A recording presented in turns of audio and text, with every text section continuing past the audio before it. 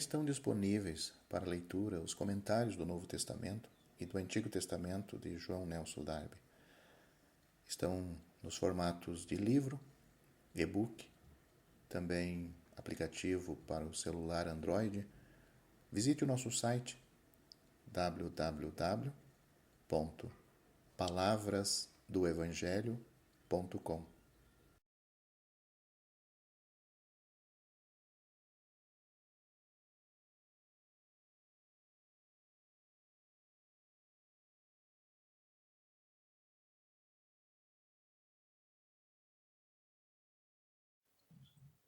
O livro dos Salmos tem, evidentemente, um caráter particular. Não nos conta a história do povo de Deus, não nos expõe os caminhos de Deus a respeito desse povo, não tem por alvo ensinar-nos certas doutrinas ou deveres positivos, assim como não é a proclamação profética e formal de acontecimentos futuros. Sem dúvida, encontram-se ali alusões a importantes acontecimentos, e os salmos estão estreitamente ligados com diversas revelações proféticas, assim como com o conjunto dos ensinamentos da Palavra de Deus. Mas o alvo do livro não consiste em se ocupar diretamente desses assuntos. Os salmos são, quase todos eles, a expressão dos sentimentos produzidos nos corações do povo de Deus pelos acontecimentos, porque esse povo passa, ou, para falar mais exatamente, a expressão dos sentimentos preparados para eles pelo Espírito de Deus nesses acontecimentos, e na verdade eles exprimem os sentimentos não só do povo de Deus, mas ainda muitas vezes os do próprio Senhor. Os salmos são a expressão da parte que o Espírito de Deus, enquanto operando nos corações dos santos, toma nos seus sofrimentos e nos exercícios das suas almas. A operação do Espírito Santo, liga-se ali a todas as provações por que eles passam e a enfermidade humana que aparece nessas provações, no meio das quais o Espírito Santo lhes inspira, assim, pensamentos de fé e de verdade, com refúgio para eles no meio de todas as suas vicissitudes. Por consequência, encontramos nos Salmos a esperança, os temores, as aflições, a confiança em Deus que enche a alma dos santos. Por vezes, a parte que prende a esses sentimentos o próprio Senhor, ocasionalmente com exclusão de qualquer outro além dele, e a posição que ele tem ocupado a fim de simpatizar com eles. De tudo isto resulta que, para julgar corretamente acerca do verdadeiro alcance e da aplicação dos salmos, é preciso um juízo espiritual mais maduro do que a respeito de qualquer outra parte das Sagradas Escrituras. É necessário, com efeito, que seja capaz de compreender, nesta leitura, o que dispensacionalmente deu nascimento aos Salmos, como também de julgar acerca da verdadeira posição perante Deus daqueles cujas necessidades eles exprimem. E isto é muito mais fácil porque as circunstâncias, o estado e a relação com Deus do povo, cujos sentimentos eles traduzem, não são aqueles que nós próprios nos encontramos. A piedade que os salmos respiram é edificante em todos os tempos e em todos os lugares. A confiança em Deus que eles exprimem, muitas vezes no meio da provação, tem consolação e fortalecido o coração, tem consolado e fortalecido o coração de muitos filhos de Deus nas suas próprias provações. E este sentimento deve ser alimentado e mantido cuidadosamente. Quanto mais importante isto for, mais necessário é que o nosso juízo espiritual saiba discernir a posição a que se referem os sentimentos expressos nos Salmos, posição que dá o seu próprio caráter, a piedade que eles respiram. Por falta deste conhecimento, o verdadeiro e inteiro poder da redenção, assim como o alcance do Evangelho da graça de Deus, estão perdidos. E um grande número de expressões que chocam o espírito cristão, desatento ao seu verdadeiro alcance, fica obscuro e, por vezes, mesmo inteiramente incompreensível. A alma que hoje se coloca na posição descrita nos Salmos volta atrás para fazer experiências que pertencem a um estado legal e que são a parte de alguém que, por causa do pecado, se encontra sob o castigo e a improvação. Nesse estado, ela volta atrás para realizar experiências que se ligam às esperanças de um povo terrestre. Chega assim a servir-se da palavra de Deus para sancionar um estado legal que, para o cristão, é um estado de incredulidade. Essa alma vive num estado espiritual a que falta o conhecimento da redenção. Vive no temor de lhe serem arrebatados os salmos e, querendo conservá-los para si, como imagina, mantém-se num estado em que se encontra privada do conhecimento do verdadeiro alcance dessa porção das Escrituras. Perde de vista os seus próprios privilégios. Torna-se incapaz de compreender o verdadeiro sentido dos salmos e de deles gozar. Enfim, o que é pior ainda, priva-se do conhecimento tão abençoado e tão profundamente instrutivo das ternas e misericordiosas simpatias de Cristo na sua verdadeira e divina aplicação. O conhecimento egoísta não apreende Cristo, tal como ele é, tal como nos é revelado, e a perda é grande.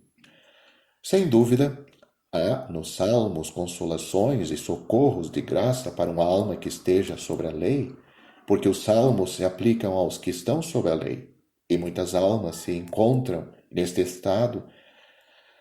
E muitas almas que se encontram neste estado têm sido assim confortadas por eles, mas, repito, é fazer uma falsa aplicação dos Salmos, é perder o poder daquilo que Deus nos deu neste livro, e é despojarmos-nos da verdadeira posição espiritual em que o Evangelho nos coloca usar Salmos para se ficar num estado legal, e para fazer deles a aplicação, particularmente e, antes de tudo, a nós mesmos. A razão está em que a relação de filho perante o pai não é e não pode ser introduzida pelos salmos. E é viver fora desta relação o ficar no espírito dos salmos. Embora a obediência e a dependência, confiante que ali se respira, sejam sempre o que convém aos nossos caminhos cristãos. No presente estudo, proponho-me examinar o livro dos Salmos no seu conjunto, depois cada um dos salmos em particular, a fim de dar, tanto quanto me for possível, um resumo completo de todo o livro. A maneira mais proveitosa de fazer este estudo será considerar os salmos do mesmo ponto de vista que as outras porções da palavra de Deus que já estudamos. Embora o próprio caráter dos salmos torne aqui essa tarefa mais difícil. Procuraremos, pois,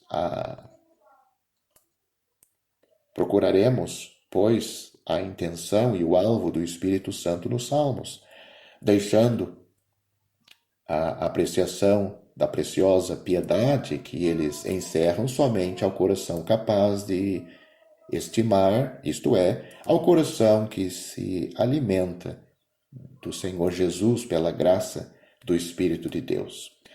Os salmos e os movimentos do coração, sob a ação do Espírito Santo, que ali são reproduzidos, têm por base a esperança e os temores de Israel e referem-se, na sua aplicação e no seu verdadeiro alcance, às circunstâncias que são próprias de Judá e de Israel, e essas circunstâncias, é preciso acrescentar, são as de Judá e de Israel nos últimos dias.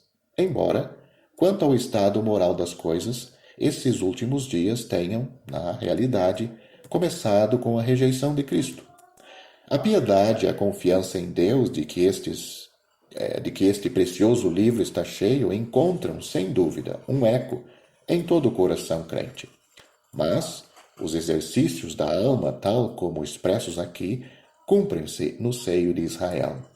A apreciação que assim fazemos dos Salmos, apreciação cuja veracidade é demonstrada pela leitura dos próprios Salmos, é sancionada pelo apóstolo Paulo na sua epístola aos Romanos e sancionada pelo apóstolo Paulo na sua epístola,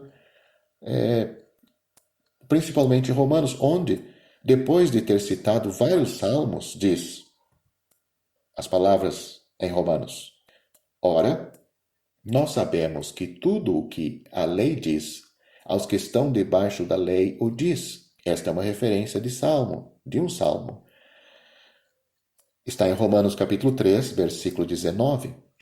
Portanto, os salmos dizem respeito a Judá e a Israel. E quanto à posição em que se encontram aqueles que pertencem a Judá e a Israel, eles são, essencialmente, a expressão da operação do Espírito de Cristo quanto ao remanescente, ou no remanescente dos judeus, ou de Israel, nos últimos dias. O Espírito de Cristo entra em todas as aflições dos fiéis israelitas desses dias, exprimindo as suas confissões, a sua confiança de fé, as suas esperanças, os seus temores, o seu reconhecimento pelas libertações obtidas, numa palavra, todos os exercícios das suas almas nas circunstâncias em que eles se encontram nos últimos dias, oferecendo assim a esses fiéis as diretrizes, a aprovação e a simpatia do Espírito de Cristo e a expressão da operação desse Espírito neles, o mesmo e mesmo no próprio Cristo. A par disto, os Salmos apresentam-nos o lugar que o próprio Cristo tomou no meio desses fiéis, quando estava sobre a terra, para que eles tivessem parte nessas simpatias e para que a sua libertação fosse tornada possível e que a sua confiança em Deus fosse justa, embora tivesse pecado contra Cristo. Os Salmos não raciocinam, como as epístolas, sobre a eficácia da obra da cruz, mas aqueles que se aplicam a Cristo apresentam-nos os sentimentos que enchem a sua alma quando realiza a obra da redenção, fazendo-nos compreender também o lugar que Cristo toma no céu como consequência da sua rejeição e o que tomará finalmente sobre o trono do reino, mas à parte a sua presença ou a sua presente exaltação no céu, falando de Cristo, mencionada somente como fato necessário para introduzir a libertação final de Israel e dar a essa libertação o seu caráter completo, tudo o que é revelado a respeito do Senhor na sua relação com Israel nos é comunicado não como narração, mas na expressão dos seus próprios sentimentos em relação com o lugar que tomou, como isto terá lugar para o próprio remanescente. É este traço que dá aos salmos o caráter e o interesse que lhes são particulares. Os salmos ensinam-nos que Cristo entrou em toda a profundidade dos sofrimentos que fizeram dele o vaso desta graça, compadecido daqueles que tinham de atravessar esses sofrimentos. Entrou nesse caminho como alguém que se interessa por esses fiéis, carregando-se da sua causa e mantendo-a perante Deus. No caminho da sua humilhação, aprendeu a linguagem dos sábios a fim de saber dizer uma boa palavra àquele que está cansado. Como diz Isaías, capítulo 50, versículo 4. Eles eram pecadores, não podiam reclamar nem isenção da pena, nem contar com nenhum favor que pudesse livrar e restaurar. Se Cristo não tivesse sofrido por eles, ser-lhe-ia necessário suportar os sofrimentos presentes que tinham de sofrer em relação com a culpabilidade que ali os deixava mergulhados fora do favor de Deus. Mas tal não era o pensamento de Deus. Deus queria livrá-los e Cristo entra no seu meio em graça. Toma sobre si a culpabilidade daqueles que deviam ser livrados. Eram, para Cristo, sofrimentos vicários. Era sofrer como substituto e, no caminho da obediência e do amor perfeito, entrou nos sofrimentos através dos quais tinham de passar aquele que ele vinha livrar, Cristo vinha livrar. Em obediência, entrou nesses sofrimentos de maneira a atrair pela expiação a eficácia da salutar graça de Deus sobre aqueles que deveriam ter se encontrado eles mesmos nesses sofrimentos e a tornar-se assim, em virtude da sua obra, o seu representante e o seu fiador, o garante da sua libertação, o sustentáculo da sua esperança nos seus sofrimentos, de modo que eles não sucumbissem ali. Não obstante, é preciso, segundo os justos caminhos de Deus, que os fiéis do remanescente passem pelo sofrimento por causa da sua loucura e da sua maldade e a fim de serem purificados interiormente. Cristo entrou em todos esses sofrimentos a fim de ali ser, para eles, uma fonte de vida e um sustentáculo para a fé. Quando a mão do opressor pesar duramente sobre eles e o sentimento da sua culpabilidade acabrunhar a sua alma, não lhes deixando outro sentimento do favor divino senão a consciência de que aquele, Cristo, que lhes tinha assegurado este favor e podia ser o seu canal, tinha tomado o seu cargo à causa deles perante Deus e passado por eles, pelas mesmas circunstâncias. Sem dúvida, toda a eficácia da sua obra na libertação deles, pela morte desse único homem pela nação, não será conhecida senão quando eles olharem para aquele que traspassaram. O povo, e muito especialmente os fiéis do remanescente por causa da sua integridade, porque a massa da nação se juntará aos gentios idólatras a fim de gozar da paz, são deixados, como dizia, o povo, e muito especificamente os fiéis do remanescente por causa da integridade, são deixados no mais profundo da prova, ou da provação, que, como via governamental de Deus, os leva pela graça aos sentimentos da sua culpabilidade por terem violado a lei e depois rejeitado e crucificado o Messias, a fim de que conheçam verdadeiramente o que cada um deles é e que, em integridade de coração, curvem a cabeça diante de um Senhor ofendido e digam: bendito o que vem em nome do Senhor. Mas, embora a libertação e uma melhor salvação não devam realizar-se antes desse momento, entretanto, em virtude da obra realizada para as efetuar, Cristo pode alimentar as almas dos fiéis do remanescente e conduzi-las a essa libertação. E é isso precisamente que Cristo faz nos Salmos, que são a expressão dos seus pensamentos para com eles, para com o povo, o remanescente, ou antes, neles, quando estão em angústia, e por vezes também recordam de que maneira Cristo aprendeu essa língua dos sábios. Daí resulta também que as almas que estão ainda sob a lei encontrem nos Salmos uma tão grande consolação para si mesmas, mas que ninguém suponha, digo aqui de passagem, que esse profundo interesse do coração pelos sofrimentos de Cristo se perde quando se deixa a lei parecer estar sobre a graça. Pelo contrário, resulta daí um ganho imenso.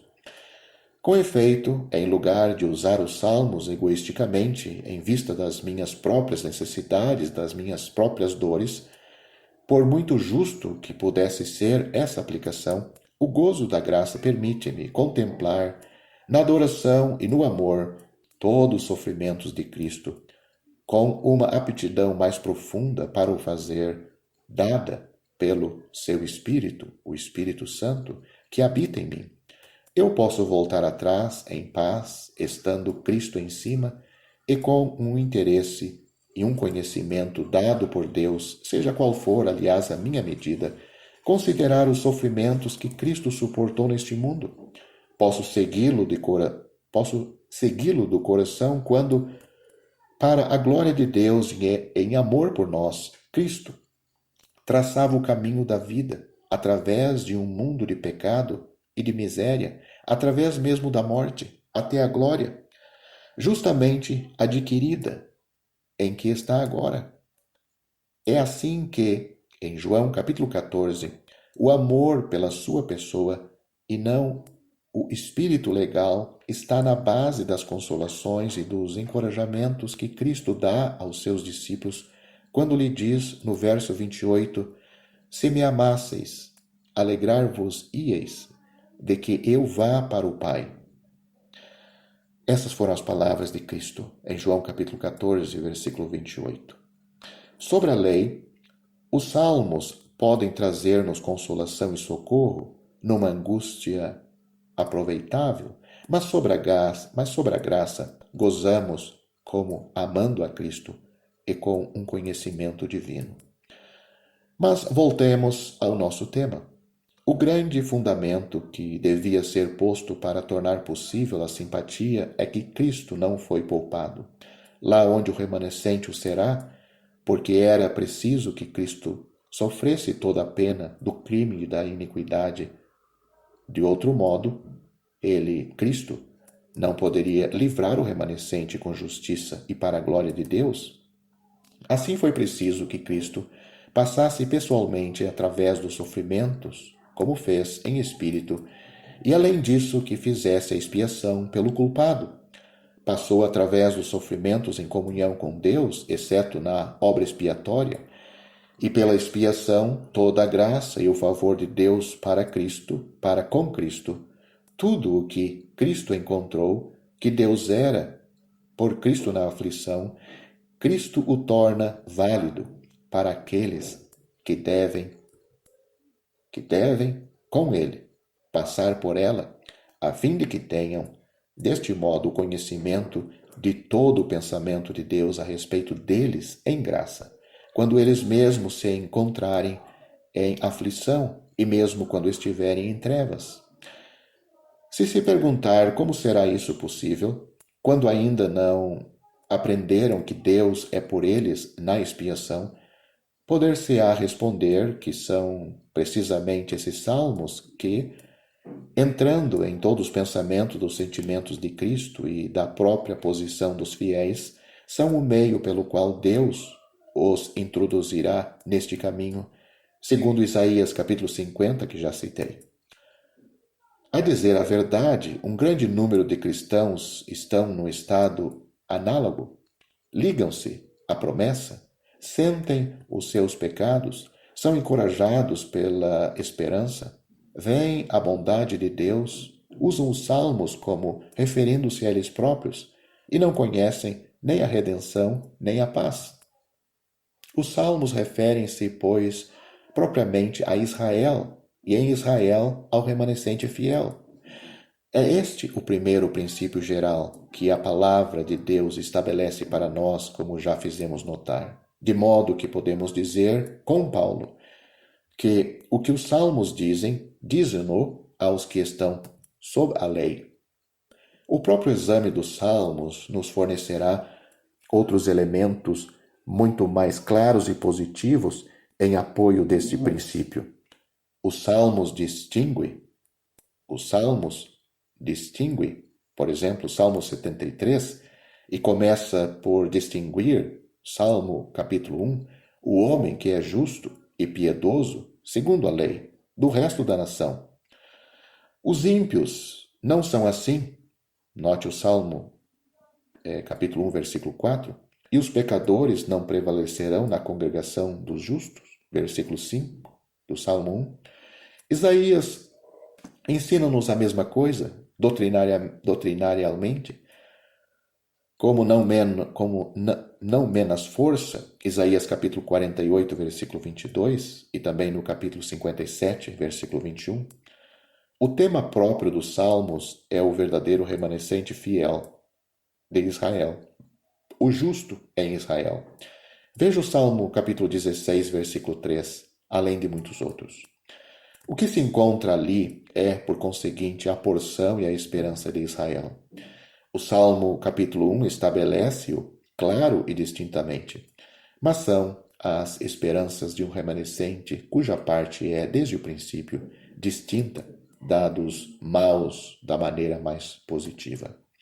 Além disso, e eis aqui um segundo princípio geral a notar, é o Espírito de Cristo, o Espírito de profecia que fala nos Salmos. O Espírito de Cristo, interessando-se ele mesmo pela condição do remanescente fiel de Israel e falando das coisas futuras como se estivessem já presente, como fazem sempre os profetas. Mas se o Espírito de Cristo se interessa pelo remanescente de Israel, é preciso que os próprios sofrimentos de Cristo sejam anunciados. Esses sofrimentos, que eram uma prova cabal e segura do interesse que Cristo tem pelo remanescente, e sem as quais esse interesse teria sido inútil. Com efeito, encontramos nos Salmos as mais comoventes expressões dos sofrimentos de Cristo, não como relato, mas exatamente tal como Cristo o sentiu. Expressões como saindo da sua própria boca no momento em que ele o suportava. É sempre o Espírito de Cristo. Veja 1 Pedro capítulo 1, versículo 11. Como dizia, é sempre o Espírito de Cristo que fala. Cristo tomando ele próprio parte na aflição e na dor do seu povo, quer pelo seu Espírito neles, ou ele próprio por eles, como o único meio em presença do justo juízo de Deus para a libertação de um povo bem-amado, embora culpado. Isto faz-nos compreender a admirável conformidade da linguagem dos Salmos num ponto que mencionarei mais à frente. Nos Salmos que falam propriamente de expiação, Cristo está só, e assim a sua obra é salvaguardada.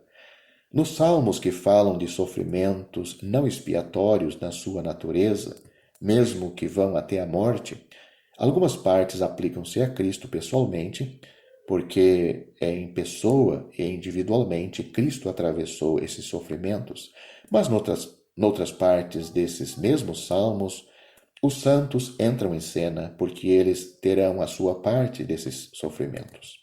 Assim, os sofrimentos pessoais de Cristo são nos apresentados, mas a sua simpatia também não são perdidas.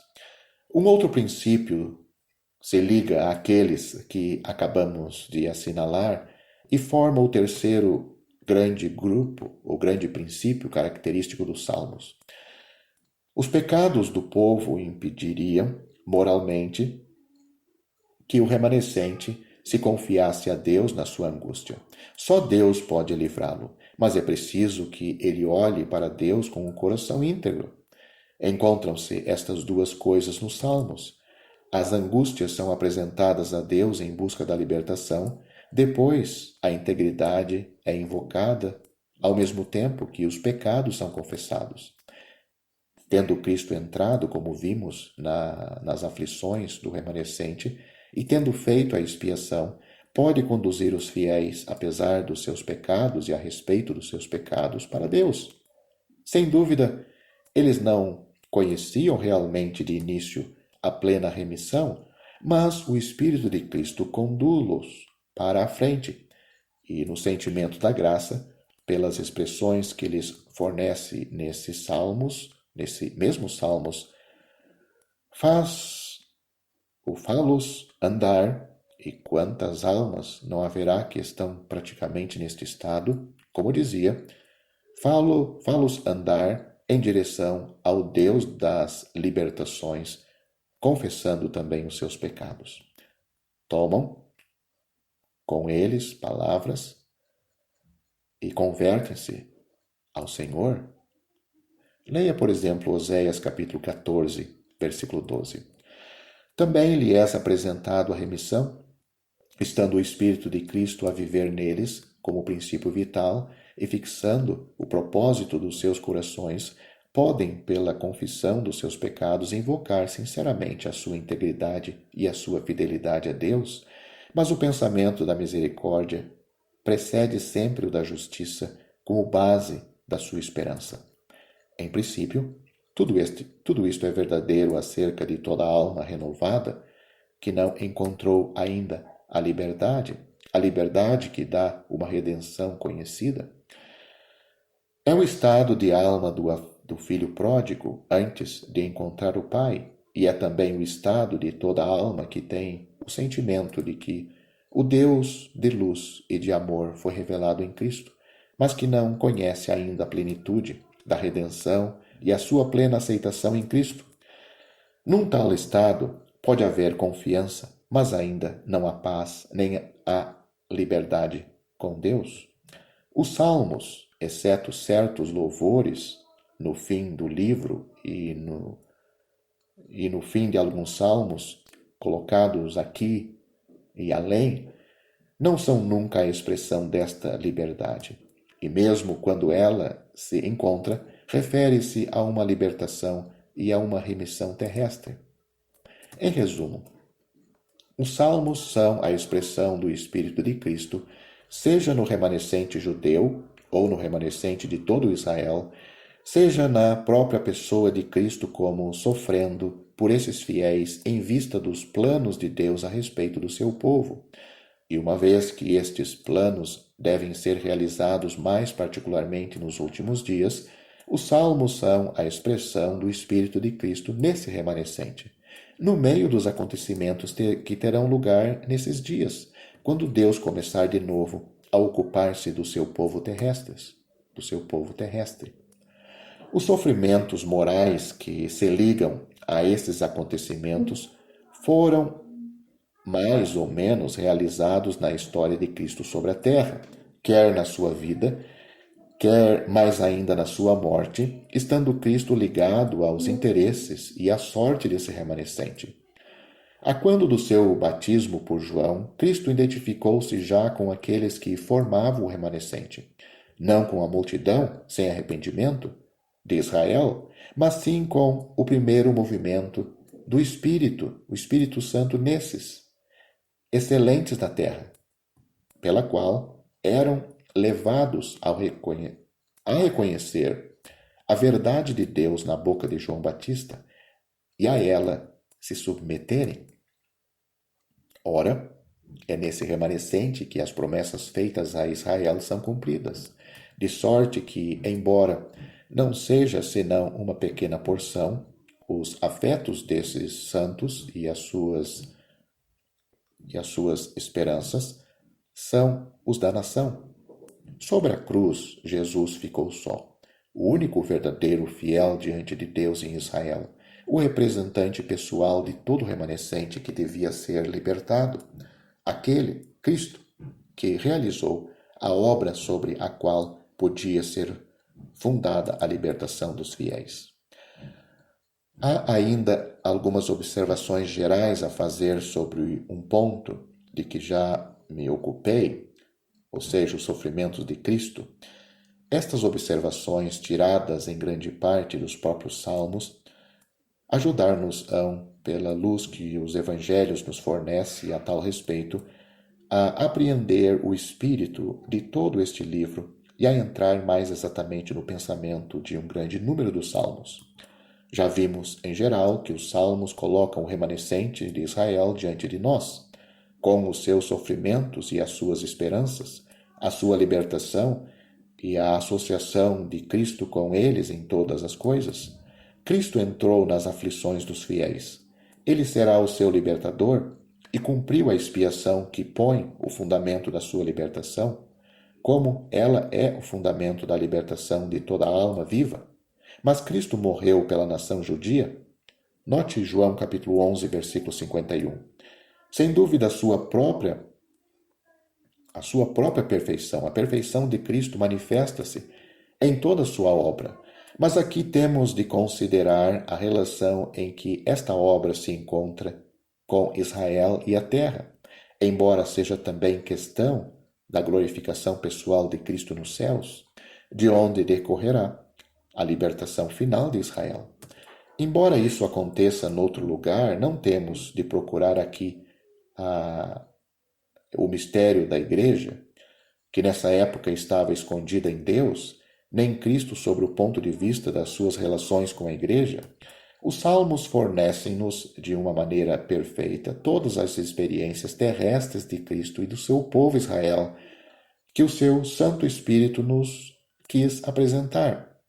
Mas para encontrarmos as experiências celestes daqueles que ele resgatou, é preciso recorrer ao Novo Testamento. Por exemplo, a Epístola aos Filipenses. Ora, Cristo passou através de todos os sofrimentos morais que pôde atravessar um coração humano. Foi tentado em todas as coisas como nós, mas sem pecado, e nada, em seu lugar, pode dar mais fruto do que ter o coração ocupado dos sofrimentos do Salvador. Nunca ninguém sofreu como ele. Os salmos colocam esses sofrimentos diante de nós, mas eu não quero deixar-me levar a falar deles aqui em pormenor. Nestas notas preliminares, não posso senão fazer uma breve alusão às causas desses sofrimentos, e também às causas desses sofrimentos, e as diversas posições em que Cristo o suportou. As posições de que falo são, penso eu, em número de 3. Cristo sofreu da parte dos homens pela justiça e pelo amor, pelo testemunho que prestou no que era bom, dando testemunho a Deus e revelando Deus. Em seguida, Cristo sofreu da parte de Deus pelo pecado. Estes dois caráteres diferentes dos sofrimentos de Cristo são bem claros e simples por todos aqueles que creem, ou todos os crentes. Mas já em terceiro gênero de sofrimento, para o conhecimento do qual é preciso prestar uma atenção mais especial às Sagradas Escrituras, é-nos dito dos caminhos de Deus a respeito de Israel. Em toda a angústia deles, foi ele angustiado, e o anjo da sua face o salvou. Isaías capítulo 69, Isaías capítulo 63, versículo 9. Isto foi, e quanto à última parte será, então, como eu dizia, isto foi especialmente cumprido em Cristo, que é Deus vindo como homem no meio de Israel. Mas os sofrimentos de Israel, pelo menos do remanescente de Israel, tomam no fim um caráter particular. Os fiéis estão sob a opressão dos gentios, no meio de uma completa iniquidade em Israel, mas são caracterizados pela integridade de coração. E é isto que faz deles realmente o remanescente. Então, como dizia, estão no meio, sobre a opressão dos gentios, no meio de uma completa iniquidade em Israel, mas são caracterizados, o remanescente, pela integridade de coração, conscientes, ao mesmo tempo, por causa dessa mesma integridade, das consequências gerais do pecado sobre o governo de Deus e o poder de Satanás e da morte, e sofrendo sobre o peso desses sentimentos.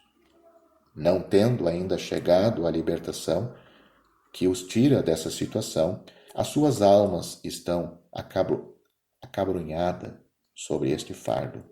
Mas Cristo também entrou nessa aflição. Durante todo o curso da sua vida, como homem neste mundo, mesmo até a morte, Cristo sofreu da parte dos homens pela justiça. Veja, em relação com isto, o Salmo 11, além de outros. Além disto, sobre a cruz, Cristo sofreu pelo pecado, bebeu o cálice da ira pelo pecado, não dele, mas dos outros, do remanescente. O cálice que o seu pai lhe tinha dado a beber. Mas, a par desses dois gêneros de sofrimento, ele levou na sua alma, no fim da sua vida, poderíamos dizer, após a refeição pascal, toda a angústia e aflição que o governo de Deus fará vir sobre Israel, não a condenação, mas sim a consequência do pecado. Não há dúvida de que Cristo tenha antecipado toda essa aflição e que, neste sentido, não a tenha sentido como fez no capítulo 12 do Evangelho de João, a respeito da cruz que o esperava. Era então, como Cristo diz, a hora do Israel apóstata e do poder das trevas. A vossa hora e o poder das trevas foi o que ele diz. Mas Cristo confiava e esperava sempre em seu Pai, no sentimento da sua fidelidade, e ainda não tinha sido abandonado de Deus. Podia ainda dirigir-se ao homem para que vigiasse com ele, enquanto ele não tinha senão que vigiar quando a ira divina estivesse sobre ele? Para quem for ensinado de Deus o caráter distintivo desses diferentes gêneros de sofrimento de Cristo, sobressai claramente do exame atento dos salmos que nos falam deles. Assim veremos que, quando Cristo sofre da parte dos homens, pede, como falando pelo seu Espírito em Israel e por Israel, que a vingança venha sobre o homem. E então, muitas vezes, outras pessoas sofrem com ele. Mas quando Cristo sofre da parte de Deus, está absolutamente só. E as consequências desses sofrimentos são bênção e graça, sem mistura. Pelo que concerne aos sofrimentos da parte do homem, podemos ter o privilégio de sofrer também, tendo comunhão com seus sofrimentos, mas no que sofreu da parte de Deus, colocado sobre a ira de Deus, sofreu só. Cristo sofreu só, para que nós não tivéssemos nunca de beber nem uma só gota desse cálice, que teria sido para nós a perdição eterna. Nos sofrimentos que Cristo suportou sobre o poder de Satanás, das trevas e da morte, quando ainda não bebia, de fato, o cálice da ira, a par do que exigia, sobre esse aspecto, a majestade de Deus, veja Hebreus capítulo 2, versículo 10, como dizia, a par do que exigia sobre esse aspecto, a majestade de Deus, ele sofria por simpatia com Israel, participando das aflições em que os fiéis entram devido à sua integridade, embora ainda nos seus pecados. Toda alma despertada, mas ainda sobre a lei, achará aqui consolação. O Espírito de Cristo nos Salmos entra antecipadamente em todos esses sofrimentos, quanto a Cristo e quanto a Israel. É preciso apenas notar que foi a rejeição do Messias que acarretou a ruína total dos judeus e a perda de todas as suas promessas, feita toda a reserva quanto à graça soberana. Como então dizia, é preciso apenas notar que foi a rejeição do Messias que acarretou a ruína total dos judeus e a perda de todas as suas promessas, assim como os sofrimentos e a dor do remanescente dos últimos dias.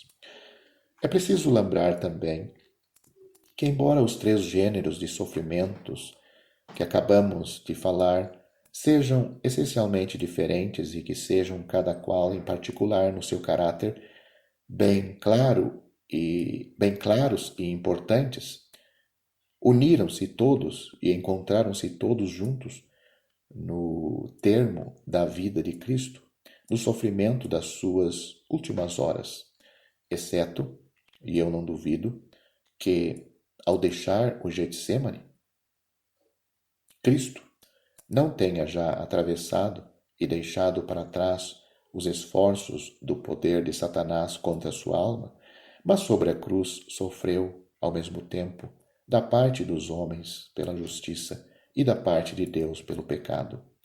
este sofrimento pelo pecado da parte de Deus,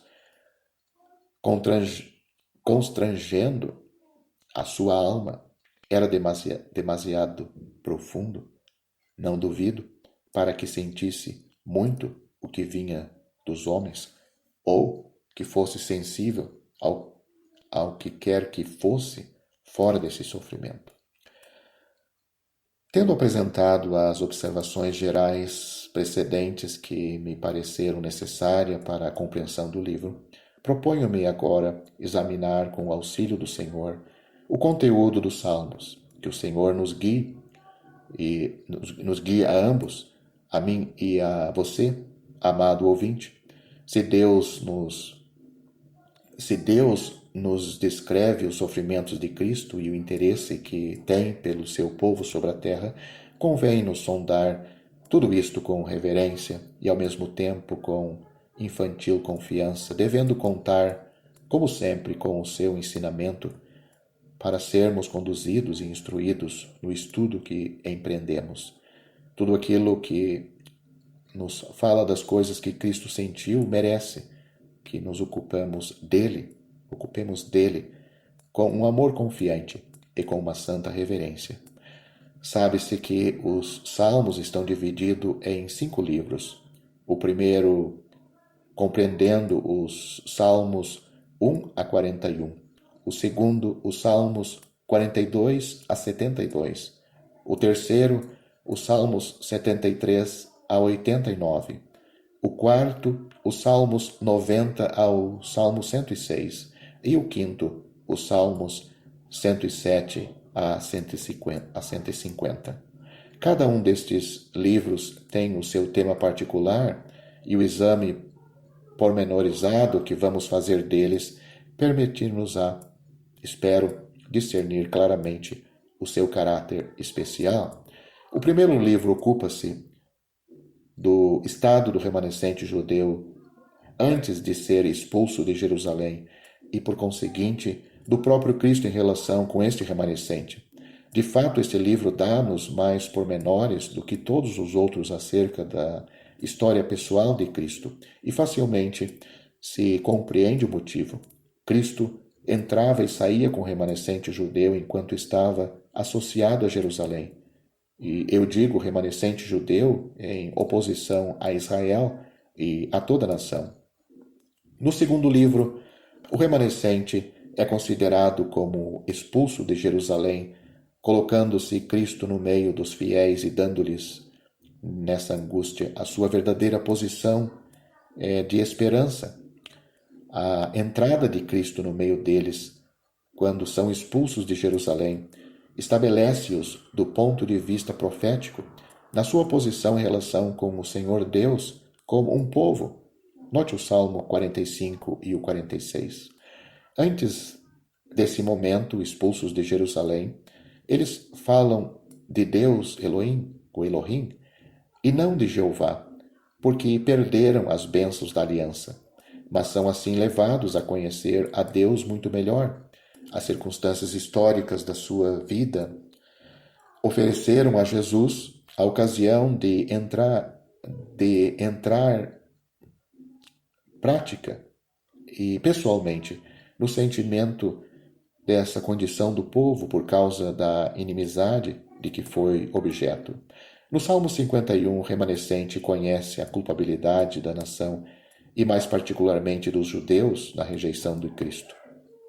O terceiro livro apresenta-nos a libertação e a restauração de Israel como nação e os caminhos de Deus para com a nação, como tal considerada, sendo, no fim, Jerusalém o centro da bênção e do governo de Deus, os terríveis efeitos do fato de os fiéis se encontrarem sobre o regime da lei e a reunião de todas as gratitudes de Cristo são desenvolvidos nos Salmos 88 e 89, terminando por súplicas pelo cumprimento dessas gratitudes. A supremacia da realeza estabelecida em graça e a libertação, quando tudo estava perdido, é-nos apresentado no Salmo 78. No quarto livro encontramos o próprio Senhor, em todo o tempo, refúgio e morada de Israel, Israel é libertado pela vinda do Senhor, a introdução do Filho unigênito no mundo caracteriza em geral todo o livro. Tendo o Senhor Deus sido sempre o refúgio de Israel, este olha para ele, olha para Cristo e para o Senhor para ser libertado. É por isso que os nomes abraâmicos e milenários de Deus, ou seja, o Todo-Poderoso, o Altíssimo, são introduzidos nesta parte dos Salmos. E então o julgamento vem sobre os maus e os justos são libertados. A natureza divina do Messias é introduzida como fundamento da participação do povo nas bênçãos dos últimos dias, embora tivesse sido uma vez posto de lado. Ele é o alvo, ele é o vivo e imutável Jeová, o Criador. Em seguida, vem a bênção sobre Israel e sobre a criação. Depois vem o julgamento dos pagãos, a fim de que Israel goze das promessas. Mas é sempre a mesma graça que o tempo poupou tão frequentemente. O quinto e último livro tem um caráter mais geral, mais especialmente moral. Termina por cânticos de triunfo e de ações de graças, após diversos pormenores sobre a restauração de Israel, através de todas as dificuldades e de todos os perigos.